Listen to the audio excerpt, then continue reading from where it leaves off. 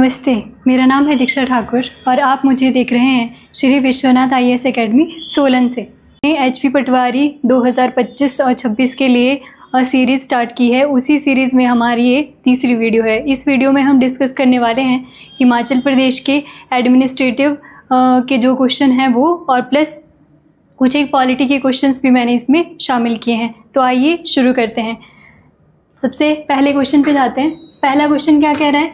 पहला क्वेश्चन कहता है कि हिमाचल प्रदेश में पहली बार राष्ट्रपति शासन यानी कि प्रेसिडेंट रूल कौन से आर्टिकल के अंतर्गत जो है वो लगाया गया था। तो कुछ ऑप्शन आपके इस प्रकार से हैं: आर्टिकल 352 के अकॉर्डिंग, आर्टिकल 356 के अकॉर्डिंग, आर्टिकल 365 के अकॉर्डिंग या आर्टिकल 360 के अकॉर्डिंग।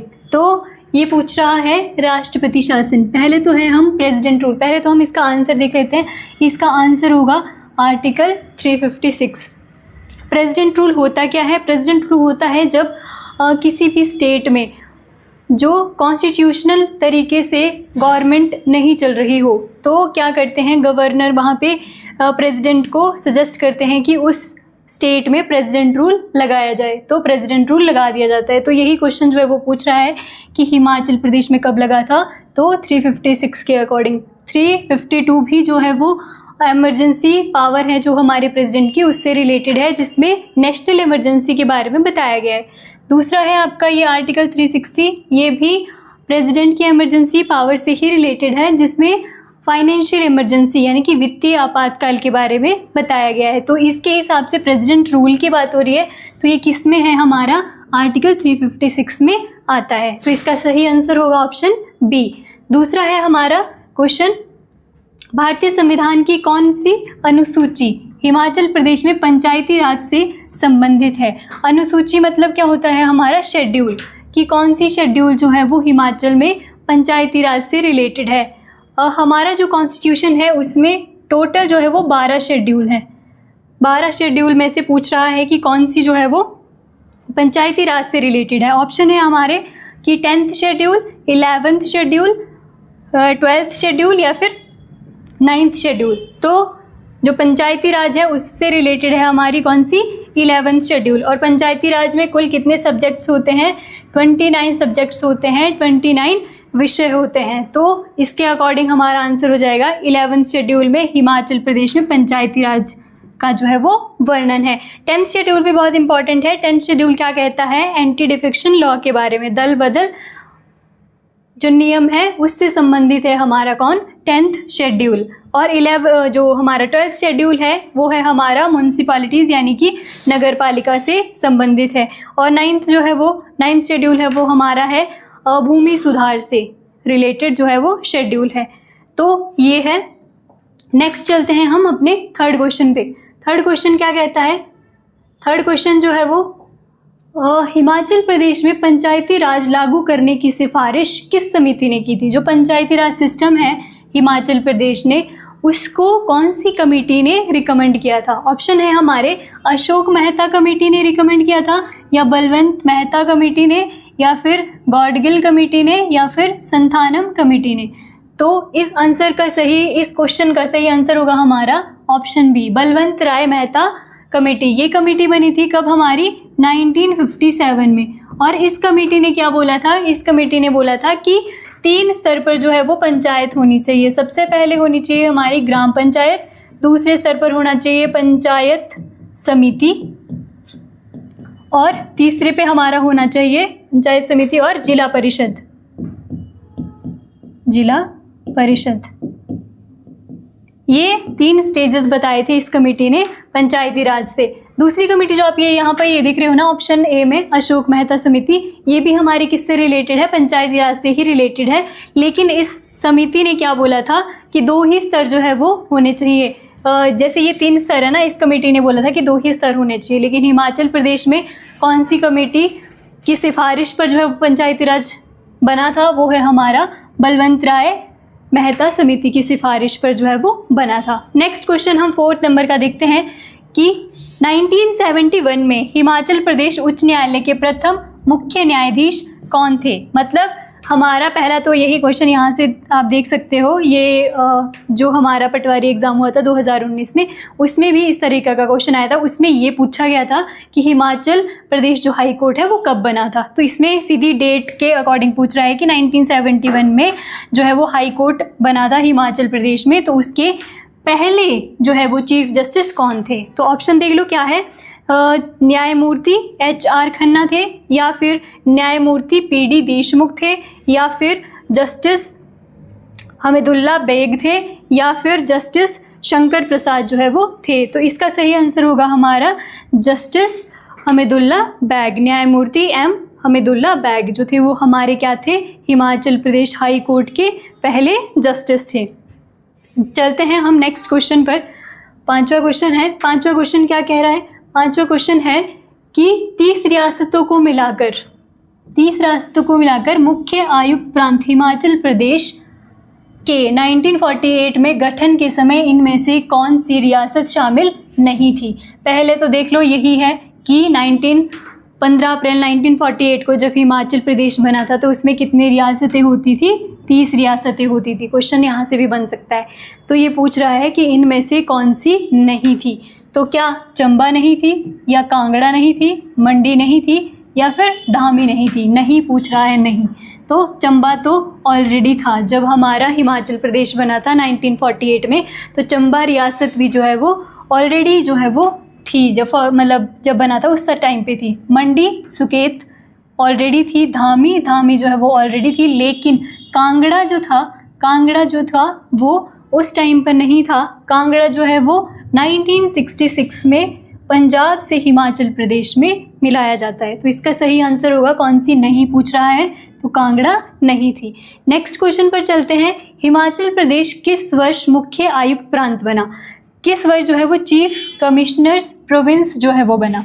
जब हिमाचल प्रदेश का गठन होता है 15 अप्रैल 1948 को, तो हिमाचल प्रदेश उसी टाइम पर क्या बनता है हमारा, ये चीफ कमिश्नर प्रोविंस बनता है। और इससे पिछली वीडियो में हमने देखा था कि पहले चीफ कमिश्नर कौन थे, तो वो थे हमारे NC मेहता। वो हमारे हिमाचल प्रदेश के पहले चीफ कमिश्नर थे जब Himachal Pradesh chief commissioner province जो है वो बना था 1948 में। तो इसका सही आंसर होगा हमारा 1948। अच्छा, दूसरा ऑप्शन भी है यहाँ पे, ये भी मैंने ऑलरेडी अपनी प्रीवियस वीडियो में डिस्कस कर चुकी हूँ मैं इसको, कि 1956 में हिमाचल प्रदेश क्या बना था, UT बना था।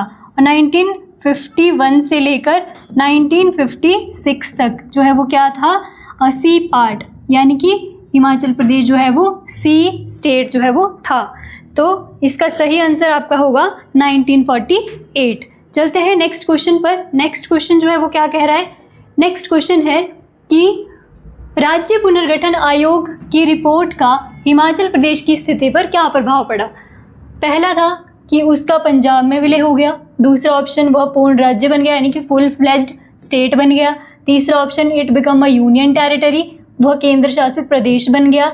It remained a part C state, या फिर वो पार्ट सी स्टेट रहा। पहले हम थोड़ा सा देखते हैं राज्य पुनर्गठन आयोग के बारे में। राज्य पुनर्गठन आयोग जो है वो बना था उसके बाद से, ये बना था आपका कब, 1953 में जो है वो ये बनाया गया था। 1955 में इसने रिपोर्ट दी थी और 1956 में इसकी रिपोर्ट को लागू कर दिया गया था। कुछ जो इन्होंने सिफारिशें की थी उनको मानकर 1956 में इसको लागू कर दिया गया था। तो जब 1956 में स्टेट जो रीऑर्गेनाइजेशन कमीशन है उसकी रिपोर्ट को लागू कर दिया गया था, तो क्वेश्चन बोल रहा है कि हिमाचल प्रदेश पर क्या इफेक्ट पड़ा था इसका। क्या उसका पंजाब में विलय हो गया था, तो नहीं, पंजाब में तो हम कभी भी मर्ज नहीं हुए। हालांकि बात ऐसी हुई थी कि पंजाब में मर्ज कर दो, लेकिन हुए कभी नहीं थे।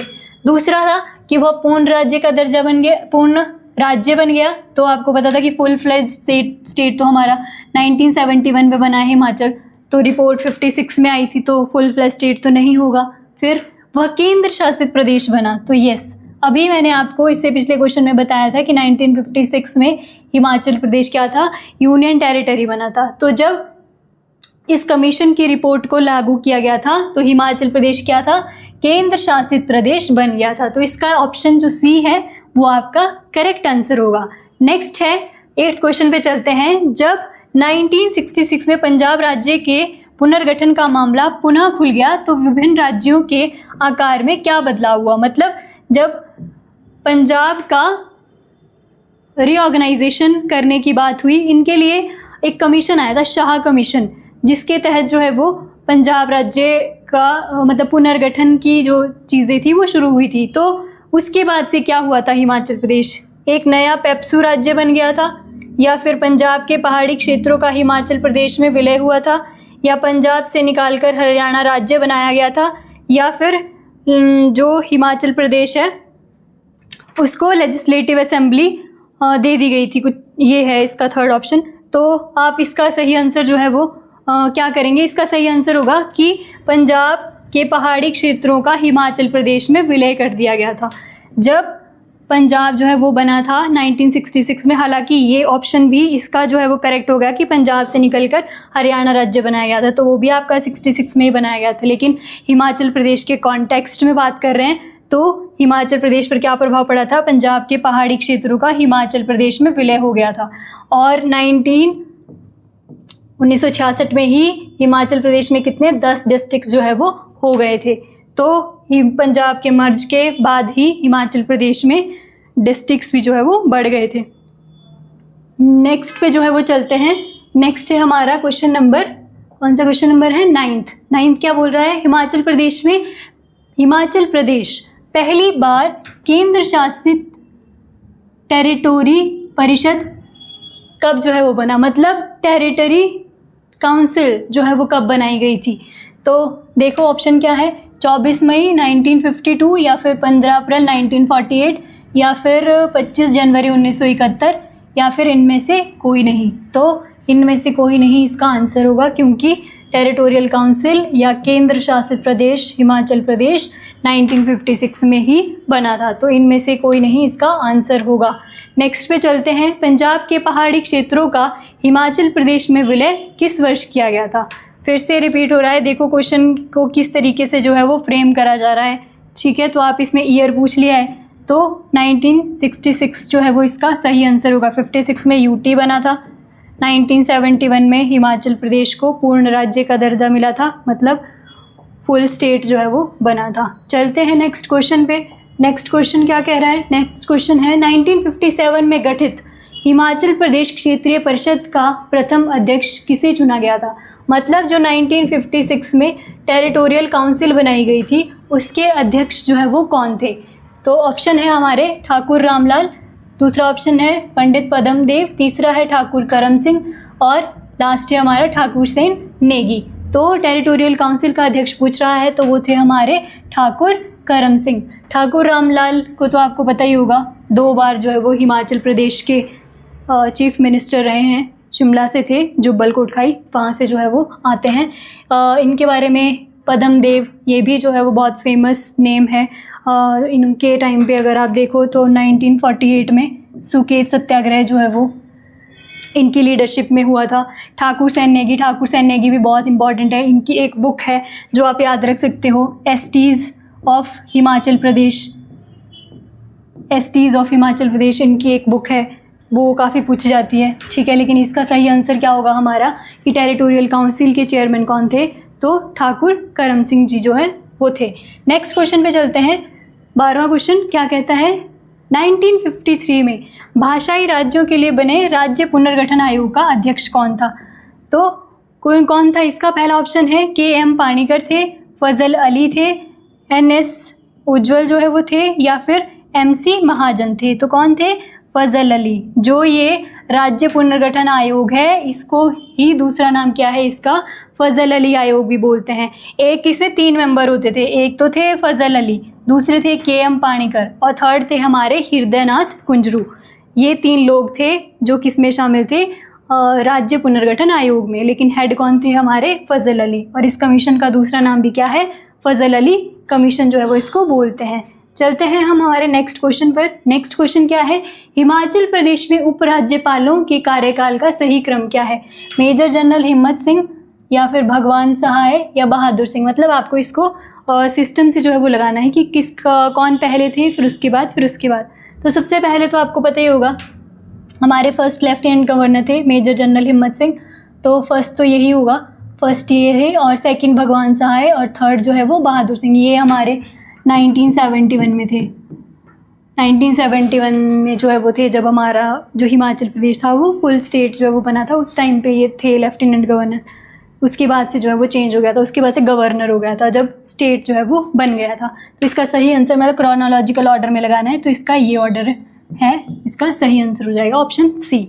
नेक्स्ट चलते हैं, हिमाचल प्रदेश के गठन में मंडी, शांगरी, बघाट के शासकों की क्या भूमिका थी। कुल मिला के रियासतों के बारे में पूछ रहा है कि उन्होंने सिंहासन परित्याग के लिए तैयार हो गए थे, या फिर नेक्स्ट ऑप्शन है अपनी रियासतों के विलीनीकरण के लिए उन्होंने कुछ शर्तें रखी थी, वे अपना पूर्ववर्ती रुतबा बनाए रखना चाहते थे, या फिर वे भारत सरकार के कुछ ठोस रियासतें चाहते थे।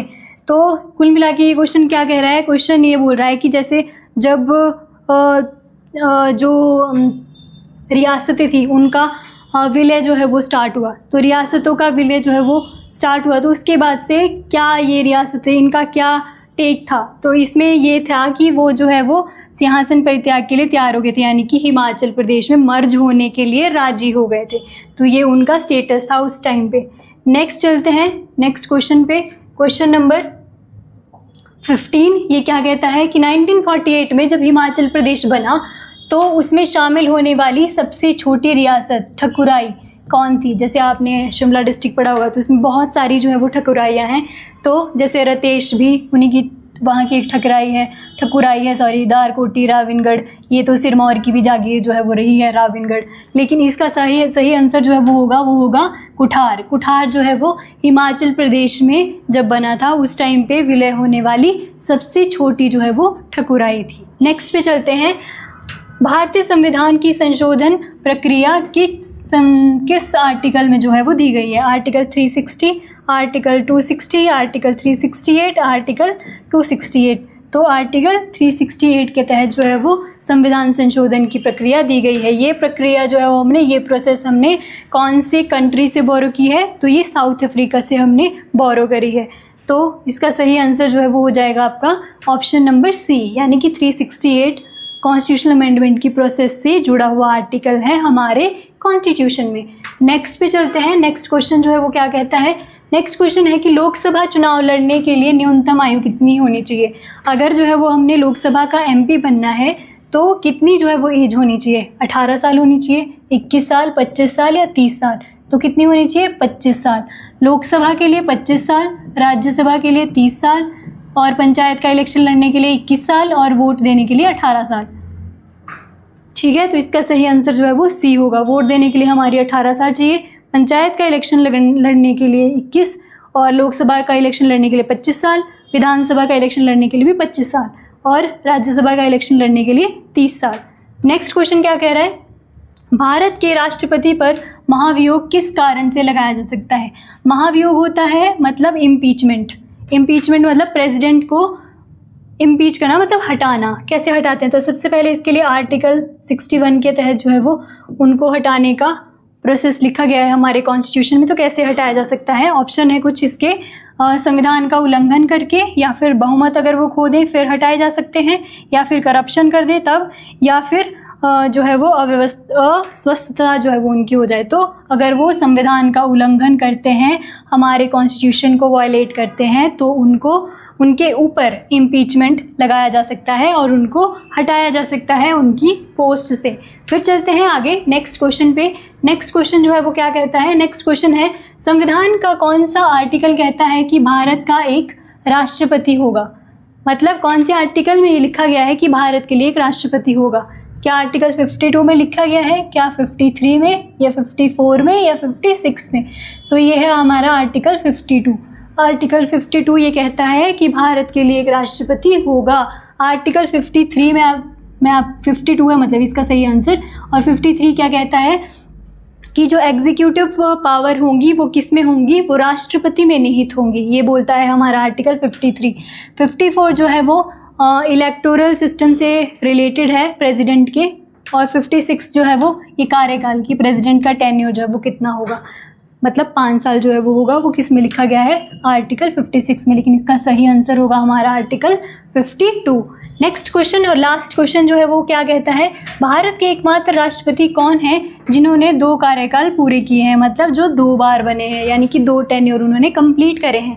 ऑप्शन है हमारे डॉक्टर राजेंद्र प्रसाद, फिर है हमारे राधा कृष्णन, फिर है हमारे APJ अब्दुल कलाम, फिर है नीलम संजीवा रेड्डी। तो आपको पता होगा कि भारत में राष्ट्रपति जो है वो कितनी भी बार वो रिपीट कर सकते हैं, लेकिन अभी तक सिर्फ एक राष्ट्रपति ऐसे हुए हैं जिन्होंने 2 बार जो है वो अपना टेन्योर पूरा किया है, वो थे हमारे डॉक्टर राजेंद्र प्रसाद। इससे प्रीवियस वीडियो में मैंने आपको इनके बारे में कुछ बताया था, जैसे ये बिहार से थे, इनको बिहार गांधी भी बोलते हैं। दूसरे ये भी हमारे जो है वो प्रेसिडेंट रहे हैं, लेकिन सिर्फ 1 बार ही रहे हैं। लेकिन ये क्वेश्चन क्या बोल रहा है कि कौन 2 बार रहे हैं। APJ अब्दुल कलाम अगेन जो है वो हमारे राष्ट्रपति रहे हैं, लेकिन 2 बार रिपीट नहीं कराए इन्होंने, सिर्फ 1 बार कराए। नीलम संजीवा रेड्डी अगेन जो है वो हमारे प्रेसिडेंट रहे हैं, लेकिन सिर्फ 1 बार रहे हैं। लेकिन ये पूछ रहा है कि 2 बार कौन बने थे, तो वो बने थे हमारे डॉक्टर राजेंद्र प्रसाद। तो ये थे हमारे आज के 20 क्वेश्चंस, मोस्ट इंपॉर्टेंट 20 क्वेश्चंस। तो इसका अगर PDF आपको चाहिए तो आप हमारे टेलीग्राम चैनल को ज्वाइन कर सकते हैं, और मिलते हैं आपसे नेक्स्ट वीडियो में। तब तक के लिए धन्यवाद। जय हिंद।